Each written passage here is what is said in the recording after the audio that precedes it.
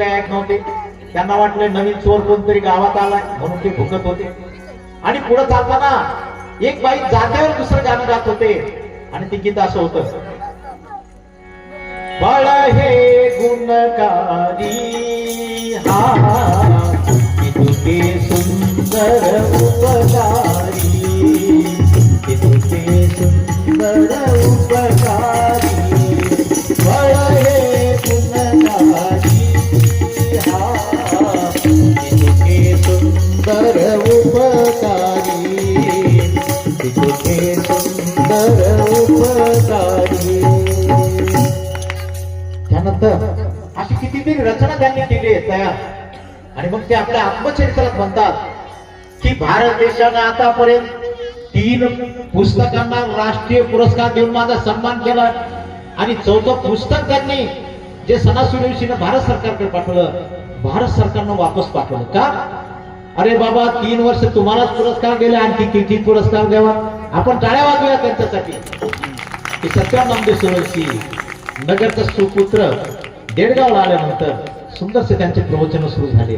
आणि त्या काळामध्ये देवाचे लोक टिकून राहिले, देवाचे लोक टिकून राहिले. हिवाळे आहे, दळवी परिवार आहे, नेणे पाहुणे रावळे आहेत, त्यांनी ख्रिस्ताला अंगीकार केला. परंतु लक्षात ठेवूया की या ठिकाणी जर आमचं कम्युनिकेशन बिघडलं तर फार कठीण आहे.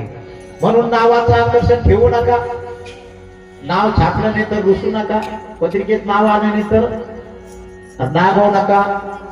तर देवाच्या कृपेचा एक ख्रिस्ती मुलगी होती, ती डॉक्टर झाली आणि ती दातांची डॉक्टर झाली, म्हणजे बीडीएस झाली.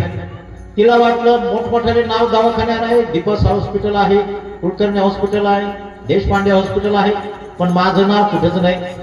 म्हणून तिनं आपलं नाव तिथे लिहिलं दवाखान्यावर.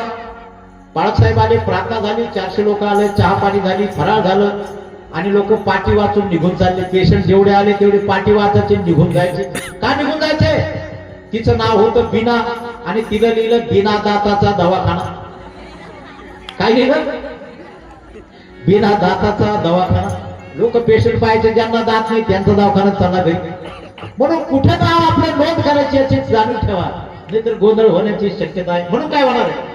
नादात काही कुणाच देई,